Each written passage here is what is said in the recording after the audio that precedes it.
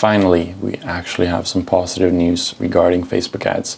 For the last few months, there's been a lot of negatives around Facebook ads, but I'm happy to share with you actually a positive update, and I think this can be a game changer for a lot of advertisers, and we certainly see a lot of potential with this update. Now, you probably noticed by now that when you go in to set up a sales campaign, Facebook will automatically prompt you to use their Advantage Plus shopping campaign. Now, there is a lot of positives regarding the Advantage Plus shopping campaign. By default, it forces you to just use one ad set, and that ad set has to be broad targeting, so you have to give Facebook the freedom to use your historic data to optimize the targeting.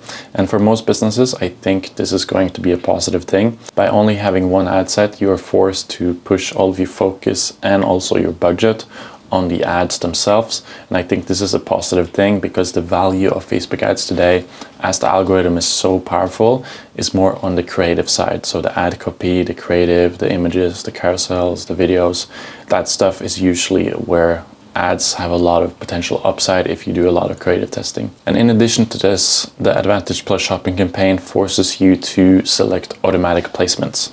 So you can't go and deselect some placements. You have to give Facebook the freedom to place your ads on wherever they think it's the highest probability that you will get a conversion. And I also think this is a positive thing because it removes another step of what you need to do when you're setting up the campaign.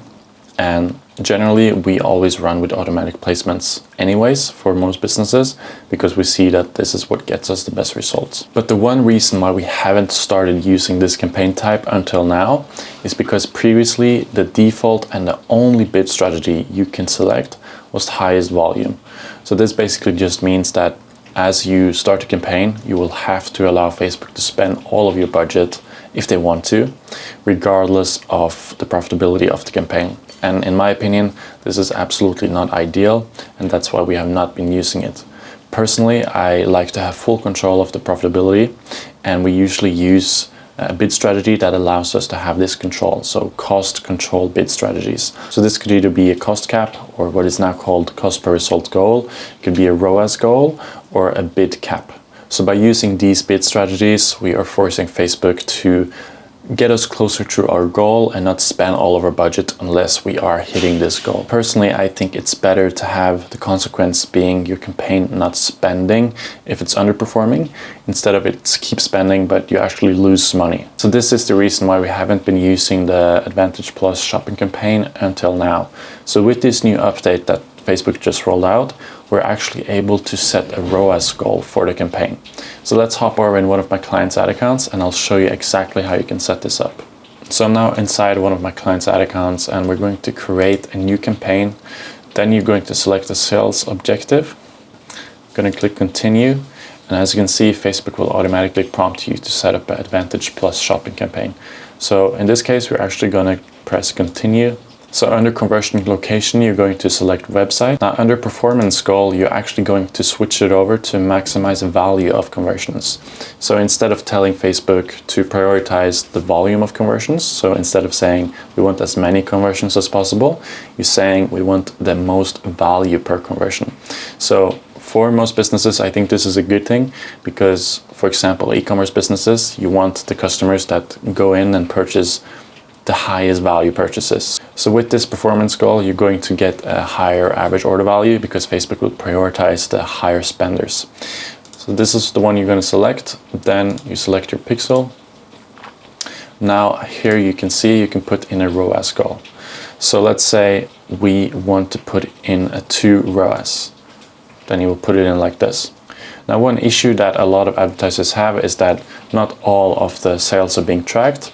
And in some cases, Facebook will even credit more sales than what do you actually get on the back end because it does estimates.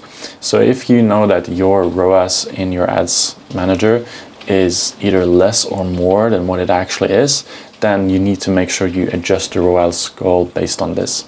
So if you're not tracking all of your sales, make sure you look at the percentage amount of sales that are not being tracked. So look at a certain period of time, maybe 30, 60 days, and see how many sales did Facebook miss out on, which you're really confident that they should have gotten the credit for. Then if that's 30% less than what you think it should have, then make sure that you reduce the ROAS goal by 30%. That way you will make sure that the campaign doesn't stop spending as quickly if your tracking is off, but you're still hitting your target. Now, on the other end, if you see that your campaign is getting credit for more sales than what you think it should get, then you have to increase the ROAS goal a bit. Because if not, Facebook will continue to spend even though you're actually not hitting your targets. But Facebook thinks it's hitting your target because it takes credit for more sales. Now, as you put in the goal, you will see that Meta will aim to get the most purchase value and trying to keep your average return on ad spend around your goal, so 2.3 in this case. Some results may still be lower and some might be higher. So this is more like the average on a longer time horizon. So make sure you don't panic if you're not hitting your goal one day, or you're hitting your goal one day but you're not spending as much. This is Facebook trying to average things out over a longer time horizon. So make sure you keep that in mind when you use the ROAS goal. Now, if you found this video valuable, I would highly appreciate it if you can give it a like. Also, let me know if you have any questions in the comments below. I do answer each comment in as much detail as possible. And right now we're closing in on 1,000 subscribers. So if you want to follow along and get more updates like this, make sure you hit the subscribe button below and also turn on the notification bell so that you get notified when we have new updates. So thank you so much for watching, and I'll see you in the next video.